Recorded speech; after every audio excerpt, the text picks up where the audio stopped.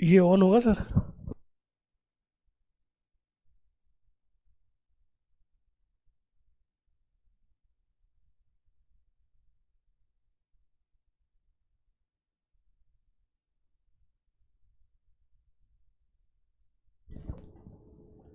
हाँ जी, good morning. कैसे हो आप सब? बढ़िया, मस्त, ज़बरदस्त।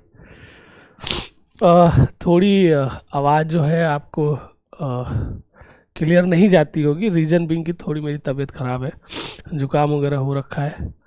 बट मैं पूरी कोशिश करूँगा कि आप तक आवाज़ पहुँच सके, ढंग से पहुँच सके और कुछ सीख पाए।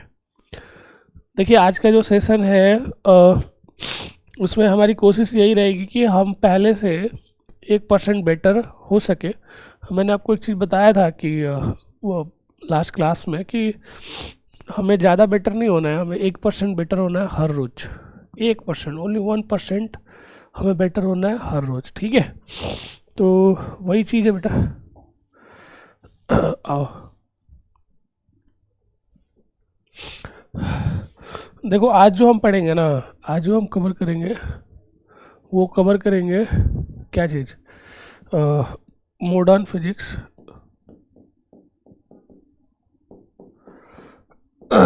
ठीक है, मॉडर्न फिजिक्स। और इसमें हम क्या कवर करेंगे बेटा? इसमें हम कवर करेंगे क्या चीज़? Atomic structure.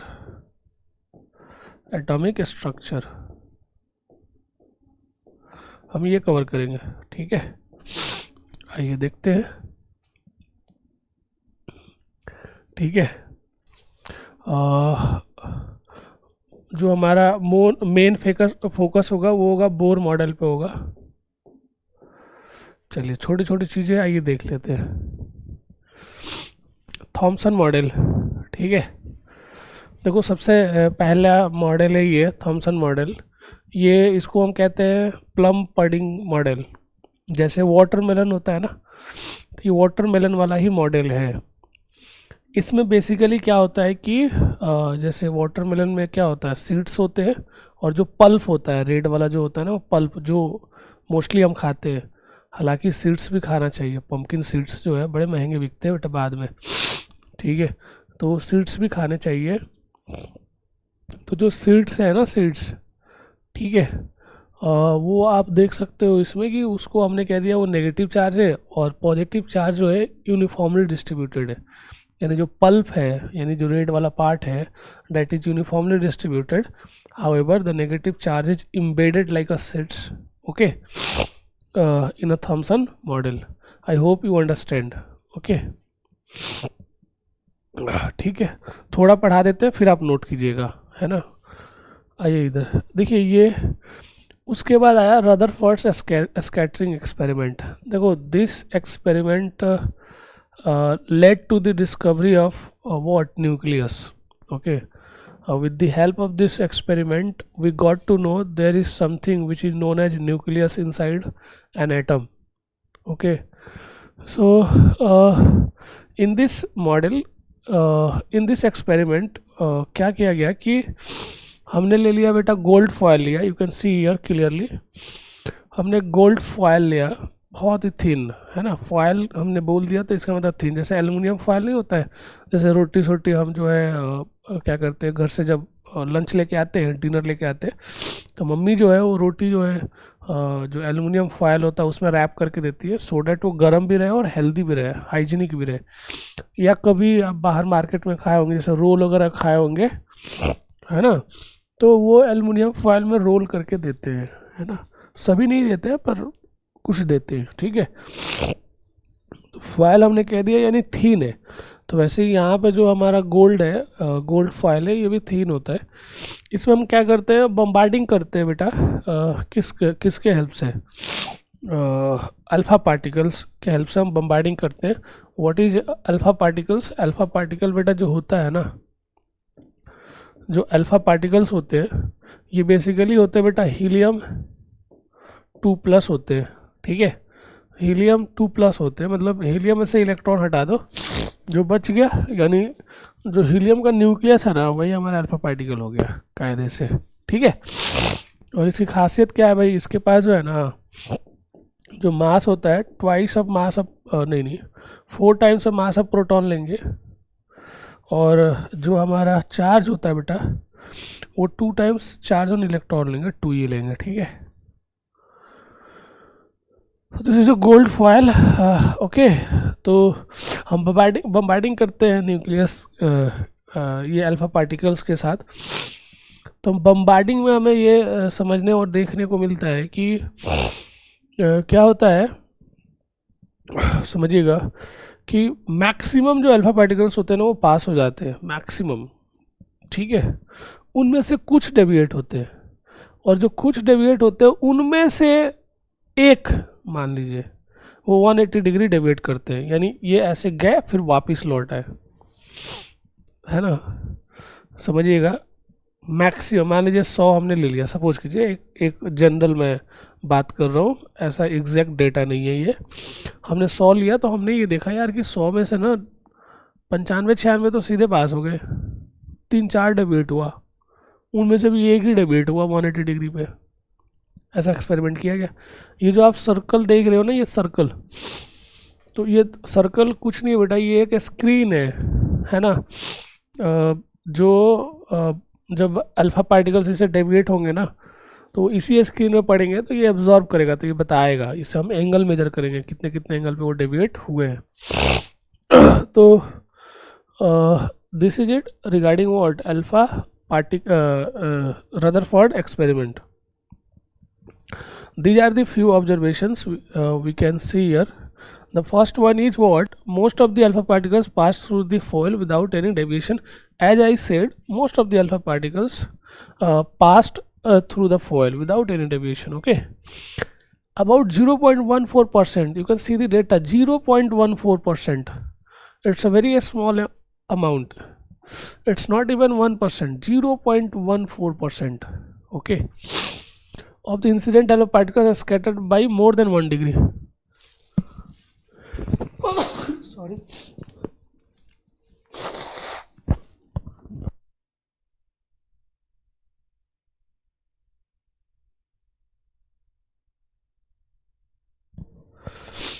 है ना, सॉरी, कह रहे कि 0.14% of the incident alpha particles are scattered more than 1 degree. Deflection of more than 90 degree was observed in about 0.0125%. Wow. Let's consider data. For an example, let's we bombarded with 10,000 alpha particles. Okay. तो 10,000 0.14% of 10,000 how much बताइए, तो 14 होगा, है ना। 0.14% का मतलब ये हो गया 100 into 10,000,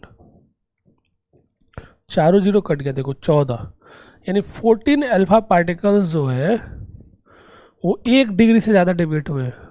they got deviated by more than 1 degree, just 14 out of 10,000, out of 10,000 भाई, यानी 9,900 कितना हो गया, 86 अल्फा पार्टिकल सीधे पास हो गए। अब देखिए, अब कह रहे हैं कि इनमें से जो 90 डिग्री से, ये तो 1 डिग्री हो गया, 1 डिग्री से ज़्यादा। अब आगे ग्रेटर देन 90 डिग्री में क्या है, देखो तो इसमें क्या है कि 0.0125 बाय 100 इंटू 10,000, ये 2 खत्म, है ना। और यहाँ से कितना आएगा भाई, 1.25 समझ रहे हो, बहुत कम। 1.25 इज वेरी वेरी स्मॉल, 1.25। अब यहाँ पे आप बोलोगे फ्रैक्शन, एक्चुअली मैंने तो एक डेटा लिया 10,000, तो बहुत सारे होते हैं, समझ रहे, बहुत सारे होते हैं, ठीक है, लाख में हमने बम्बार्डिंग कर दी। तो सोचो 1.25% 90 डिग्री से ज़्यादा। मोस्ट ऑफ द स्पेस, अब इसे एक कंक्लूजन निकलता है, most of the space in an atom is unoccupied as about 99.86% alpha particles pass without deviation, 99.86%। मतलब क्या मतलब है ना, कुछ अजीब सा, देख रहे हो कि 0.14% छोड़ के इतना सब तो पास हो गए। इससे हमें यह समझ में आया कि most of the space in atom is unoccupied, they are unoccupied बेटा, most of the alpha particles are unoccupied. Isn't it an irony if we compare this experiment with the Thomson model? According to Thomson model, positive charges are distributed. इस experiment में पता ये चल गया कि नहीं भाई ऐसा तो नहीं है, most of the spaces are unoccupied है. Okay, most of the spaces are unoccupied है भाई, है ना. आइए कह रहे there must be an extremely small region of concentrated positive charge at the center of an atom. This small region is called nucleus. है ना. बहुत एक छोटा सा रीजन है बेटा जो पॉजिटिव, जहाँ पे पॉजिटिव चार्ज कॉन्सेंट्रेटेड है, जिसको हमने क्या कह दिया, न्यूक्लियस कर दिया. The scattering of alpha particle is due to encounter between the alpha particle and the nucleus of the atom. कह रहे the nucleus of the atom is so massive as compared with the alpha particles that it remains at rest during the encounter. कह रहे the nucleus of the atom is so massive as compared with the alpha particle that it remains at rest during the encounter. It's very very important. It means when alpha particle collides with nucleus. And one more thing, ध्यान रखना, collision case में केवल यही नहीं होता है कि physical collision हो, मतलब फिजिकली दो एटम मिल रहे हैं, है ना, या दो पार्टिकल कोलाइड कर, जैसे कार वॉल से कोलाइड हो गया, तो केवल वही कोलिजन नहीं होता है. अगर दो पॉजिटिव चार्ज को एक दूसरे की तरफ छोड़ दोगे तो एक सर्टेन डिस्टेंस पे आके रुक जाएंगे, फिर वापस जाएंगे. डेट इज ऑल्सो कोलिजन बेटा, ध्यान रखिएगा. यहाँ पे कह रहे हैं कि न्यूक्लियस इतना मैसिव है as compare to alpha particle कि जो क्या कहते हैं वो न्यूक्लियस को हिला नहीं पाता अल्फा पार्टिकल.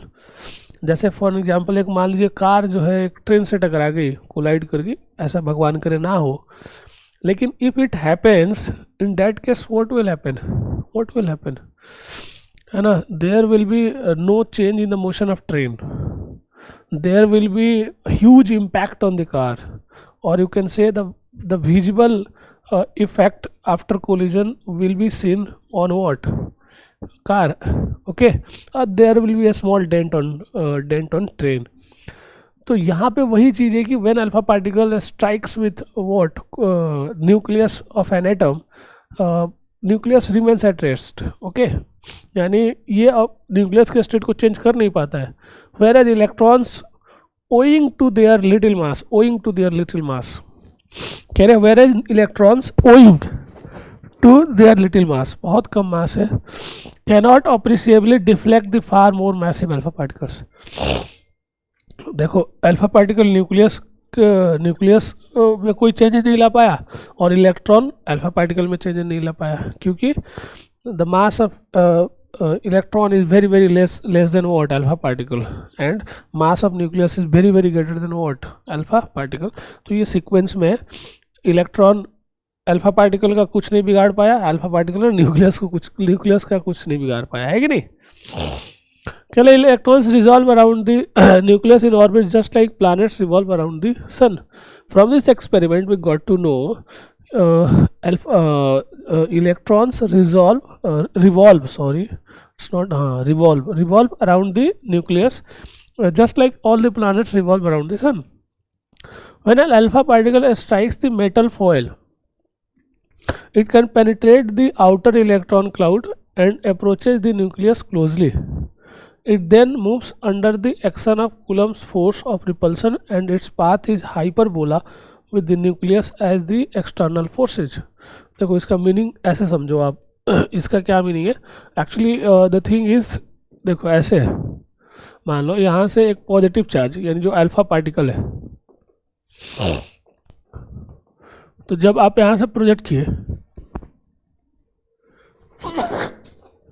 सॉरी, तो ये अल्फा पार्टिकल ऐसे जाएगा और ये ना ऐसे भाग जाएगा, ये न्यूक्लियस ऐसे भाग जाएगा. तो ये कह रहे हैं वही चीज़ कि इसका जो पाथ होगा, है ना, it can penetrate the outer electron cloud and approaches the nucleus closely. It then moves under the action of Coulomb's force of repulsion and its path is hyperbola with the nucleus as the external force. ये जो path होगा ना इसका hyperbola होगा, ध्यान रखिएगा. कौन बोला? हाइपरबोला, है ना. जैसे वो न्यूक्लियस के पास से गुजरता है वो क्या होता है, डेविएट हो जाता है, ऑब्वियसली होगा. अगर मान लो आपने ऐसे प्रोजेक्ट किया होगा ना, तो ये जाएगा या रुक के वापस आ जाएगा. ये कौन सा केस में बात कर रहे हैं, जब हमारा अल्फा पार्टिकल न्यूक्लियस से थोड़ा सा ऊपर से पास हो रहा है। इसको हम इम्पैक्ट पैरामीटर कहते हैं बेटा, अगर आप पढ़े होंगे ना इलेक्ट्रोस्टैटिक में तो ये बताया जाता है, इम्पैक्ट पैरामीटर इसको कहते हैं। ठीक है, ओके बेटा। ये जो ग्राफ है, keep it in your head. From this graph we can calculate how many alpha particles are deviated at what angle. यहाँ ये एंगल है, ये नंबर ऑफ डेविएशन। आप देख सकते हो, एंगल बढ़ाते जाओ, 180 डिग्री डेविएशन में तो ऑलमोस्ट जीरो हो जाता है, समझ रहे हो। और ये नंबर ऑफ पार्टिकल्स का डेविएशन घटते जाएगा।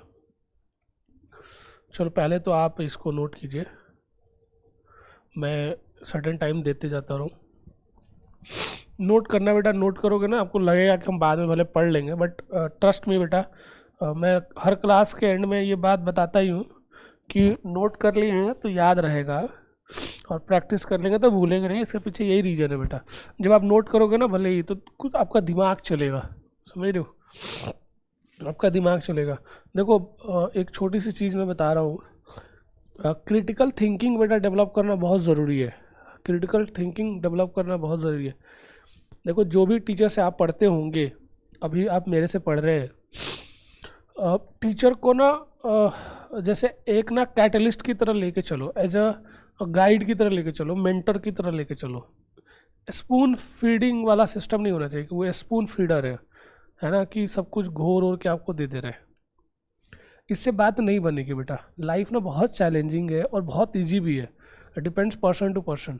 जिसका ब्रेन तेज है उसके लिए लाइफ इजी होता है, और जिसका ब्रेन तेज नहीं है उसकी लाइफ टफ होता है। समझिए मेरी बात को। जैसे एक छोटा सा एग्जांपल मैं आपको देता हूँ।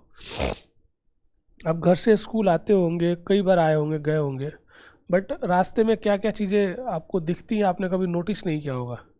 अगर आप में से कोई बच्चा अगर इस चीज़ का ध्यान रखता है कि जब घर से वो स्कूल आता है तो रास्ते में क्या क्या चीज़ें, मेन मेन स्पॉट क्या है, या कौन कौन से रूट्स है जो घर से हमें स्कूल आ सकते हैं। तो जब ऐसा कोई सिचुएशन आता होगा जिसमें उसको घर जल्दी पहुंचना है या स्कूल जल्दी पहुंचना है, या कोई किसी ने पूछा उससे कि यार आप ये जानते होगे क्या कहाँ पे है, या यहाँ पे मुझे जाना है, ट्रस्ट में वो इजीली बता पाएगा। यही तो है। बट हम मैक्सिमम चीज़ों को बेटा, मैक्सिमम काम को ऑटो पायलट पे लेके चलते हैं, बस हम कर रहे हैं, बट क्यों कर रहे हैं नहीं पता। और जब क्वेश्चन आंसर राउंड होता है तो फिर हम डर जाते हैं। क्यों? क्योंकि हमने तो जब जब उस काम को किया था तो कॉन्शियसली तो नहीं किया है ना, ब्रेन तो उसको याद नहीं रखा। तो क्रिटिकल थिंकिंग बेटा डेवलप करो। वैसे भी एआई का समय चल रहा है, मशीन लर्निंग का समय चल रहा है, और क्रिटिकल थिंकिंग नहीं होगा अगर आप ऑटो पायलट वाले सिस्टम है, मतलब अनकॉन्शियसली चीज़ों करते हो तो कुछ चैट जीपीटी कर देगा, एआई टूल्स कर देंगे, बहुत सारे हैं, है ना। गूगल जिम नहीं, पता नहीं कौन कौन से हैं, परप्लेक्सिटी भी है, एन श्रीनिवासन हमारे इंडिया के ही हैं, को फाउंडर है उसके। तो there are so many thing. तो इसलिए बेटा ये ध्यान रखा करो, हमें जितना पढ़ना है सॉलिड पढ़ना है। कि कोई मेरे से क्वेश्चन जब भी आप पढ़ो तो आप यही सोचो कि क्या अगर मेरे को किसी ने पूछ दिया ये चीज़, क्या मैं बता पाऊँगा किसी को, क्या मैं समझा पाऊँगा। पढ़ने के बाद ये सोचो, अगर अब ये आता है कि ठीक है इसमें क्या क्या इंपॉर्टेंट चीज़ है, माइंड में क्वेश्चन पूछो क्या क्या इसमें इंपॉर्टेंट चीज़ है जो मैं ध्यान में रखूँगा तो कभी कोई पूछेगा तो मैं बता पाऊँगा। अगर आप इस चीज़ को नहीं करते होंगे तो पढ़ाई से कोई फ़ायदा नहीं है। दिस इज़ क्रिटिकल थिंकिंग, ध्यान रखिए। और टीचर जो है वो सिंपल गाइड है और बेटा कैटलिस्ट है।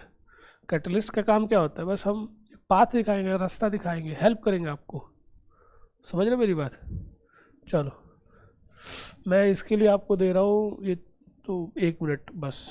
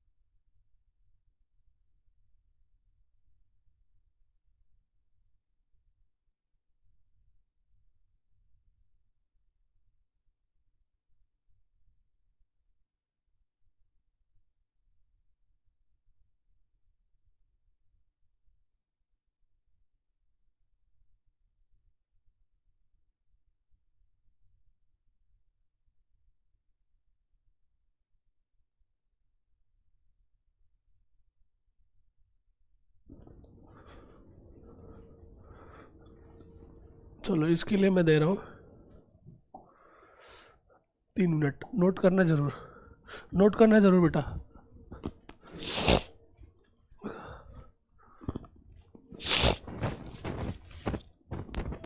हो जाए तो बता देना।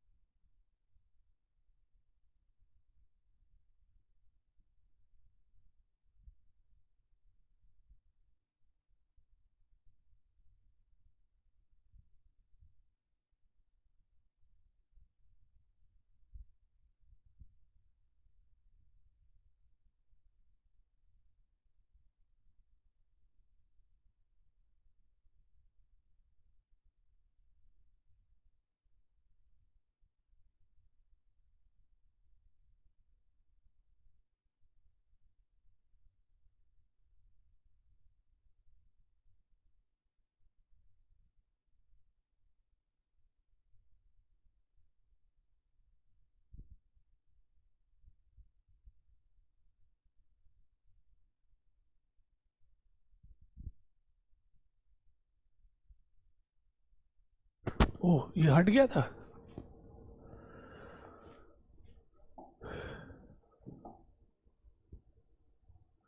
कर लिया, नोट कर लिया आपने? नोट हो गया बेटा? ये करो तो।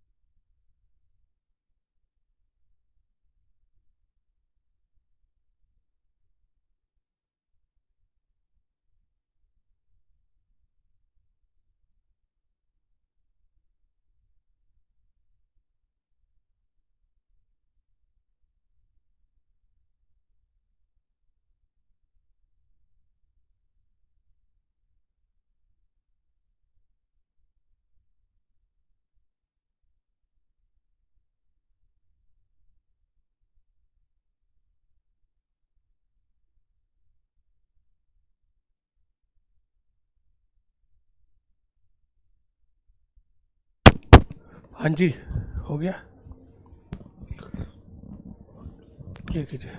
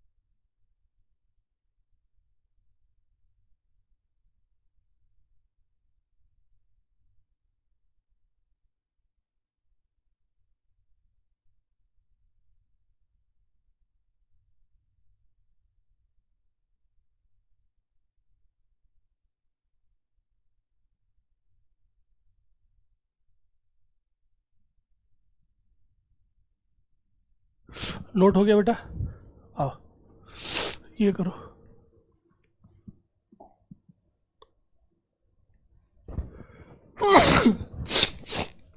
सॉरी।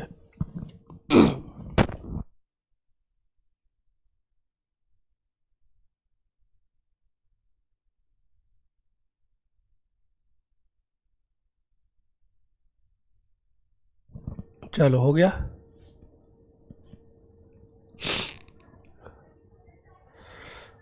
ये क्वेश्चन करो तो बेटा ये।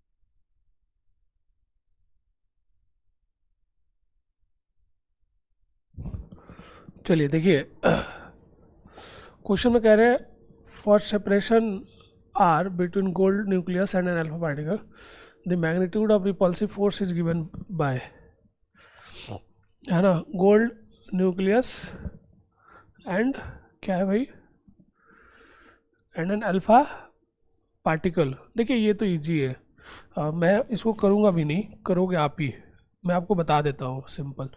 जैसे ये मान लो अल्फा पार्टिकल हो गया, तो आपको पता होना चाहिए कि इसके पास चार्ज कितना है। मान लो इसका चार्ज Q1 है, या आप देखोगे, और ये गोल्ड का न्यूक्लियस है, ठीक है,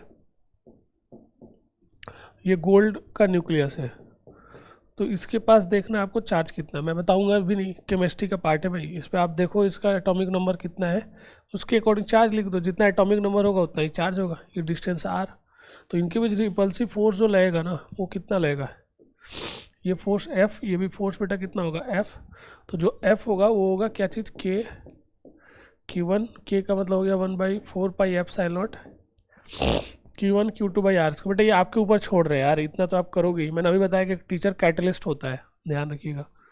अब जब आपको एटॉमिक नंबर उसका नहीं पता है, गोल्ड का नहीं पता है, तो फिर आप समझो सब बेकार है ना। तो अगर नहीं पता तो आप जाइए देखिए और लिखिएगा, जितना एटॉमिक नंबर होगा उतना चार्ज होगा, ठीक है। ये बताइए, सोचिए और बताइए, सोचिए और बताइए। इसमें सोचना भी नहीं है यार, ये आंसर हो जाएगा, अभी तो मैंने बताया, छोड़ो, है ना, ये आंसर होगा, ध्यान रखिएगा, जो ग्राफ मैंने बताया था। हाँ आइए, Bohr model of hydrogen atom, Bohr model of hydrogen atom. देखिए दो पोस्टुलेट है, देखिए रदरफोर्ड एक्सपेरिमेंट जो है ना, उसके बाद बोर मॉडल आया, उसमें ना एक दिक्कत ये थी कि उन्होंने कहा कि न्यूक्लियस के चारों तरफ इलेक्ट्रॉन रिवॉल्व करेगा, बट अब चारों तरफ न्यूक्लियस के चारों तरफ वो क्या करता है, रिवॉल्व कर रहा है ना, तो इसका मतलब वो एक्सेलरेट कर रहा है। बिना एक्सेलेरेशन के कोई पार्टिकल सर्कुलर मोशन करता ही नहीं है बेटा, तो वो एक्सेलरेट कर रहा है, और एक एक्सेलरेटिंग चार्ज पार्टिकल बेटा एनर्जी को रेडिएट करता है। तो इसका मतलब ये है कि अगर वो एनर्जी को रेडिएट कर रहा है तो धीरे धीरे उसका रेडियस घटते घटते वो टर्मिनेट हो जाएगा न्यूक्लियस में, यानी ये ऑर्बिटल शेप ऐसे बनेगा, वो टर्मिनेट हो जाएगा भाई, वो क्या हो जाएगा, टर्मिनेट। इसका एक्सप्लेनेशन ना रदरफोर्ड दे नहीं पाए, मतलब इन रियलिटी न्यूक्लियस के चारों तरफ वो रिवॉल्व करता है इलेक्ट्रॉन, बट एक्सप्लेनेशन नहीं दे पाए, है ना, कि आखिर टर्मिनेट नहीं हो रहा तो क्यों नहीं हो रहा है। तो उसके बाद बोर मॉडल आया बेटा, इन्होंने ना पोस्टुलेट्स दिए कुछ, उसके बेसिस पे उन्होंने उस चीज़ को एक्सप्लेन करा। इन्होंने कहा electron atom could revolve in certain stable orbits. इन्होंने कहा कि जो ऑर्बिट जिसमें वो रिवॉल्व कर रहा है ना वो स्टेबल ऑर्बिट्स है, विदाउट एमिटिंग रेडिएंट एनर्जी, मतलब ऐसा ऑर्बिट है जिसमें कोई एनर्जी रेडिएट होता नहीं है। Each atom has certain definite stable orbits, सभी एटम के पास सर्टेन डेफिनेट स्टेबल ऑर्बिट्स है। Electrons can exist in this orbits, each possible orbit has definite total energy, इनका डेफिनेट टोटल एनर्जी भी होगा। These stable orbits are called stationary states of the atom, ये stationary states हो गए atom के, है ना। एन इलेक्ट्रॉन, सेकेंड पोस्टुलेट क्या है, electron can revolve around the nucleus in an atom only in those stable orbits whose angular momentum is the integral multiple of,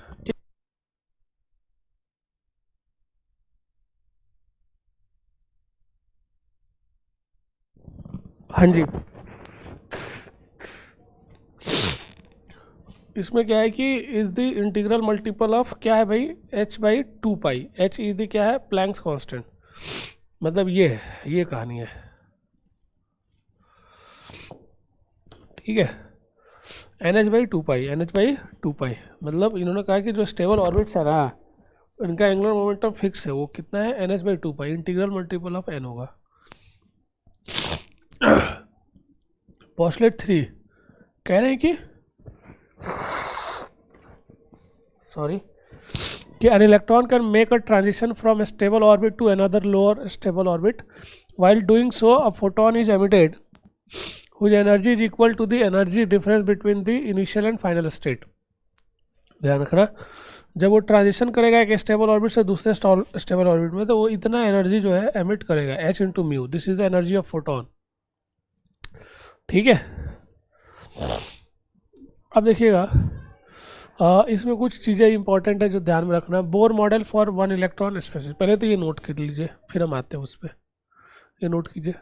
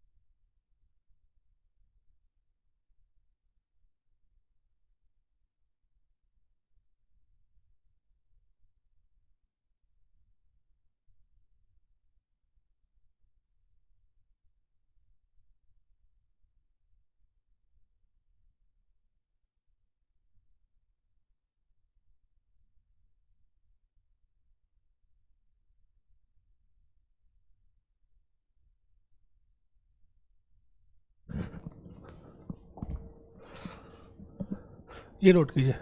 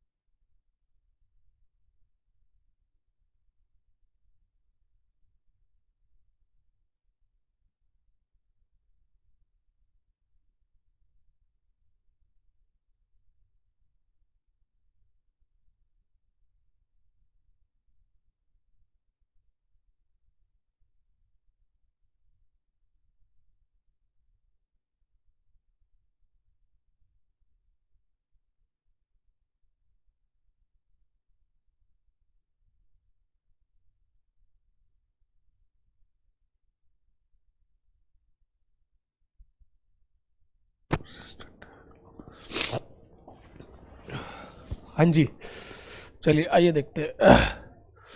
अब देखिएगा यहाँ पे अब हम क्या करेंगे कि हमने कुछ यहाँ इक्वेशन लिखा हुआ है, देखिएगा ध्यान से। ये जो पोस्टुलेट से 19 आए हुए हैं, है ना, ये पोस्टुलेट जब बेटा 19 आया, मैं आपको बता देता हूँ, ध्यान रखना। सिंपल क्या है कि जैसे मान लीजिए हमारे पास ये न्यूक्लियस हो गया, ठीक है, न्यूक्लियस हो गया,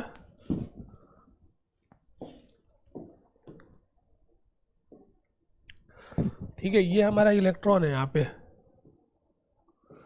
तो है ना, मान लीजिए इसकी वेलोसिटी वी एन कह दिया मैंने, रेडियस हो गया आर एन, तो ये सर्कुलर मोशन कर रहा है, तो इसको सेंटीपिटल फोर्स की बेटा देखो जरूरत पड़ेगी, एफ ई।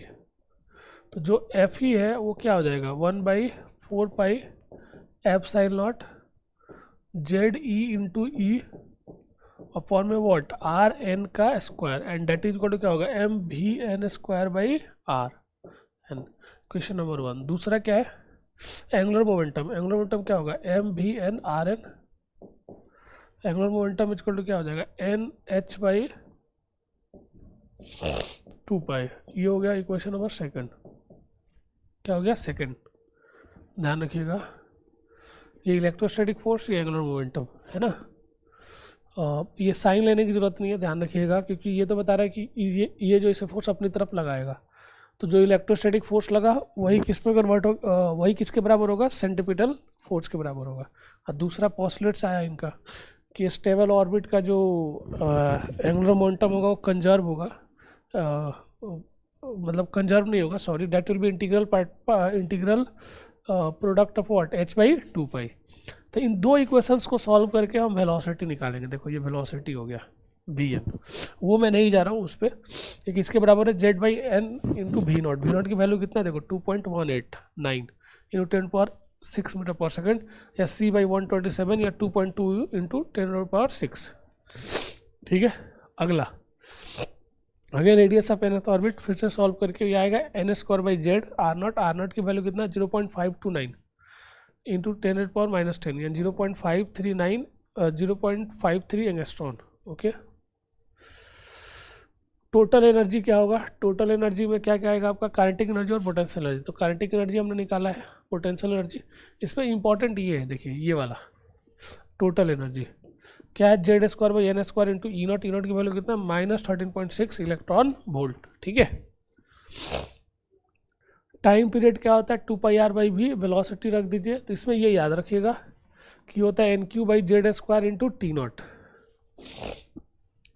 ठीक है, wave length of photon delta E, देखो ये निकाले हैं, ये क्या निकाले हैं, डेल्टा ई, है ना। तो डेल्टा ई जो है किसके बराबर आया है, ये वाला क्वेश्चन याद कीजिएगा, रेडवर्क कांस्टेंट 1/n1 का स्क्वायर माइनस 1/n2 का स्क्वायर। ठीक है,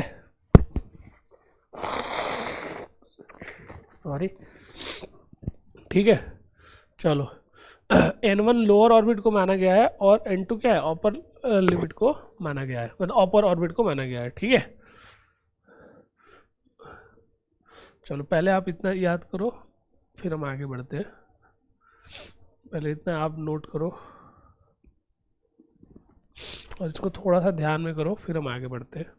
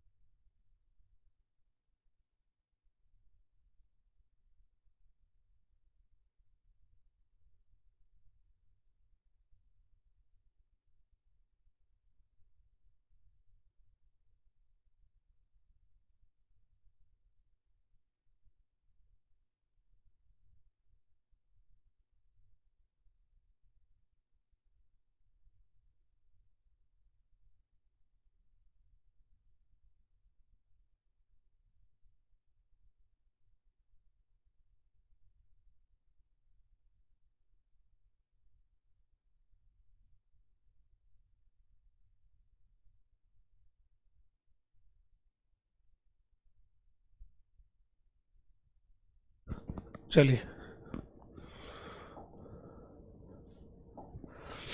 ये नोट कीजिए।